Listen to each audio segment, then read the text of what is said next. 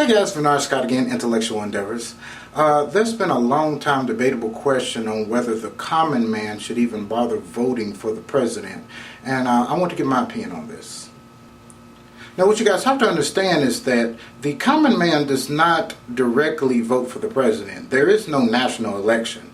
What happens is there's an institution called the Electoral College, and these people are a number of representatives that vote for the president for us.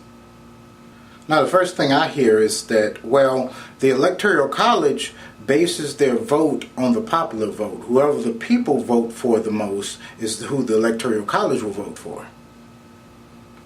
Now, let's just say that is true. Then why do we need the Electoral College? I mean, if the majority of the people are going to vote for this candidate, well, why can't we just let the popular vote speak for itself? I don't see the purpose in this middleman type of deal. Now, of course, we know this isn't true because back in 2000, Al Gore actually got the popular vote and would have won against George W. Bush. But the only reason why George W. Bush won was because of the Electoral College votes. So, as you see, the Electoral College is not based on the popular vote. Now, it's also been said that the major influence behind who the individual in the Electoral College votes for has to do with the political party which supported them or got them into this position.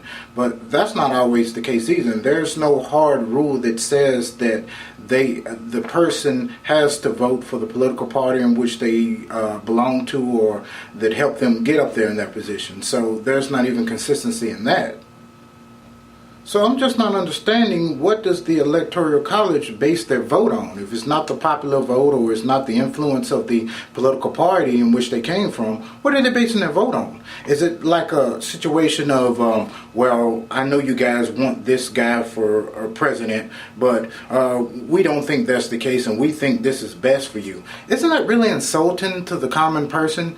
And a little history here, the Electoral College was first formed in the early days of when America was formed, and they kind of felt that a lot of the common man, a lot of people who were common were farmers, and they didn't believe that they were educated enough to pick the president back then. So what they would actually do is have maybe the farmers pick the representatives who would actually pick the president. But nowadays we are a lot more intelligent, and it's really insulting for us to continue on with that tradition of saying, well, you're really too stupid to elect the president, so we're going to let other representatives do it for us. Now, another thing I've heard is this whole equal representation. Well, each state needs equal representation or a certain number of votes to make it fair. But what they're talking about here is equally fair when it pertains to the Electoral College, which is the point I'm trying to make, is that something we don't need anyway if we just base our vote on the popular vote.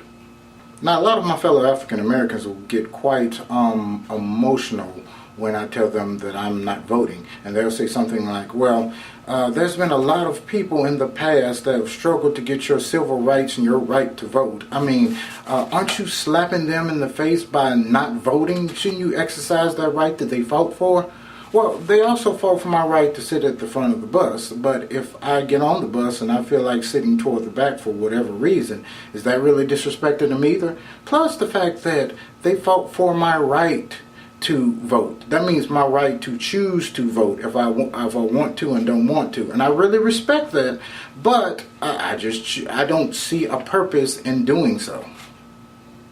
All in all, I see this whole Electoral College stuff is nothing but a tradition. It's an old-time tradition. It defeats the purpose of voting, and it gets in the way of true democracy.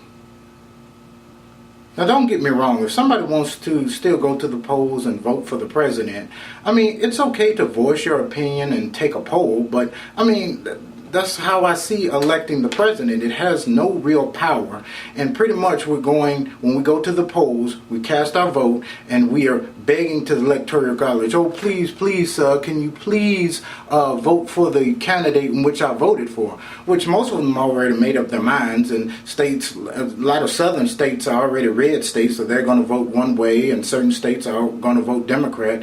So it really defeats the purpose. But like I said, I'm not going to knock anybody if they want to do that and exercise their right to voicing their opinions. But in my opinion, that's all you're doing. You're voicing your opinion and you're taking a poll. Now, you guys, I do not claim to be an expert on this subject, so I would really like to hear you guys' opinion.